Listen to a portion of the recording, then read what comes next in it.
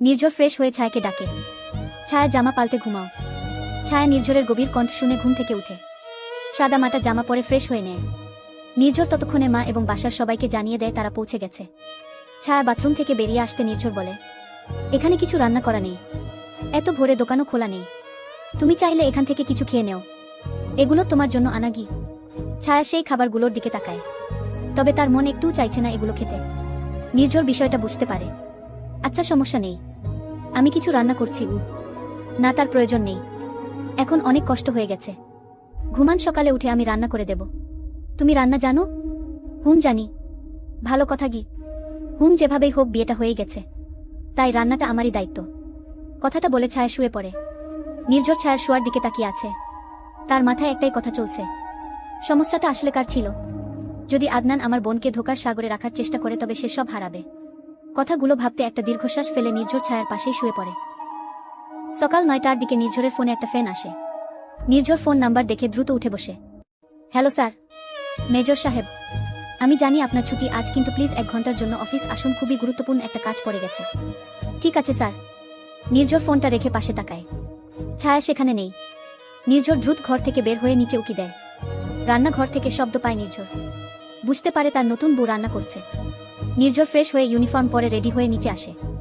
নির্ঝরকে দেখে ছায়া বলে, খেতে আসুন। নির্ঝর টেবিলে গিয়ে বসে। ছায়া খাবার দেয় নির্ঝরকে। নির্ঝর ছায়ার দিকে তাকায়। মেয়েটাকে বুবু দেখাচ্ছে। ছায়া নির্ঝরের পাশেই বসে খাবার গালে দেয়। তখন নির্ঝর বলে, তোমার নাম্বারটা দেও। ছায়া নির্ঝরের দিকে তাকায়। কিচেন ডেস্কে রাখা নিজের ফোনটা এনে নির্ঝরের হাতে দেয়। বের করে নিন। নির্ঝর বেশ অবাক হয়ে ছায়ার দিকে তাকিয়ে থাকে। ছায়া সেটা বুঝতে পেরে খাওয়া সার্ভ করতে করতেই বলে, যার নাম্বার পর্যন্ত আপনার কাছে নেই, তার জীবনে এত বড় একটা ঝড় সৃষ্টি করতে আপনার কি কোনো রকম বাধা লাগল না? ছায়ার কথায় নির্ঝর বেশ অবাক হয়। তবে মেয়েটার কথার আক্ষরিক অর্থ সে বুঝতে পারে, তাই তখন আর কোনো কথা বাড়ায় না। চুপচাপ খাওয়া শেষ করে। আজ যদিও আমার ছুটি ছিল, কিন্তু তাও অফিস থেকে ডেকেছে, তাই যেতে হবে। আমি না আসা পর্যন্ত মেইন ডোর খুলবে না, আমি চাই না তুমি কোনো বিপদে পড়ো। আপনি আসছেন বুঝবো কিভাবে? আমি আসলে কলিং বেল চেপে তোমায় ফোন করব। ঠিক আছে। নির্ঝর উঠে বেরিয়ে যায়। ছায়া প্লেট এবং নোংরা বাসনগুলো নিয়ে কিচেনে যায়। সেগুলো পরিষ্কার করে বেরিয়ে আসে। এখন ঘুম পাচ্ছে তার, 9:04 বাজে মাত্র। দুপুর হতে সময় আছে। নির্ঝরও বাসায় নেই। সব ভেবে ছায়া রুমে গিয়ে শুয়ে পড়ে। ফোনটা হাতে নিয়ে একবার মায়ের নাম্বারটা বের করে। ফোন করবে কি করবে না, এই দ্বিধায় আছে ছায়া। আচ্ছা, মা কি রাগ করবে ছায়া ফোন করলে? নিজের কল্পনায় নিজেই দোষী ছায়া। চোখ বন্ধ করে পরিবারের সাথে কাটানো শেষ বনের হলুদের সন্ধ্যার সুন্দর মুহূর্তগুলোর কথা চিন্তা করে ছায়া। তখনই তার ফোনটা বেজে ওঠে। ফোনটা হাতে নিতে দেখে রাবেয়া বেগমের নাম্বার। ছায়ার চোখে পানি চলে আসে। দ্রুত মায়ের ফোন ধরে ছায়া, ও মা কেমন আছো?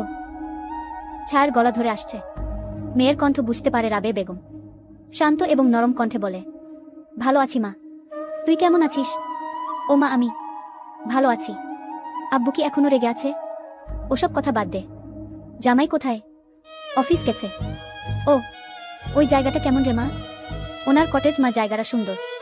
3 তলা কটেজ, উপরে কি আছে জানি না, তবে নিচে লিভিং রুম, রান্নাঘর, ডাইনিং টেবিল আর একটা বাথরুম আছে।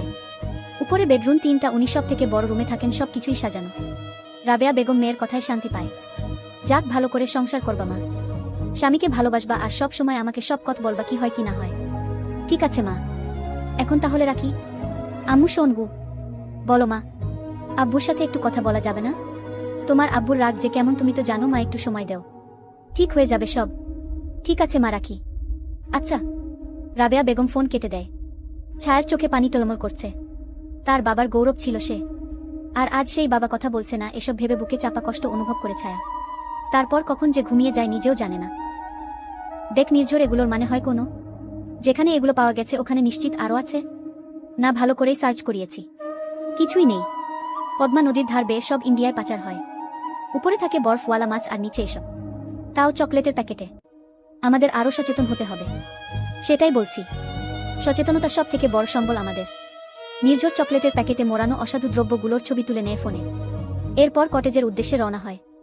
গাড়িতে বসে নির্ঝর সিট বেল্ট দিতে দিতে চিন্তা করে, এই রকম চকলেটের প্যাকেট সে আগে কোথাও দেখেছে, কিন্তু কোথায়? নির্ঝর নিজের ফোনটা আবার বের করে। বিয়ের সময় রাহির কাছে ছিল তার ফোন। অয়ন একটা ছবি তুলেছে যেখানে রাহি চকলেট খাচ্ছে। নির্ঝর মিলিয়ে দেখে রাহির হাতের চকলেট আর এই প্যাকেটগুলো একই দেখছে। নির্ঝর কিছুক্ষণ ছবির দিকে তাকিয়ে থাকে। এরপর সে নিজেই চিন্তা করে, এমন চকলেট হাজার হাজার আছে বাংলাদেশে, আমিও কি সব কল্পনা করি। কথাগুলো নিজেকে নিজে বলে কটেজের উদ্দেশ্যে রওনা হয় নির্ঝর।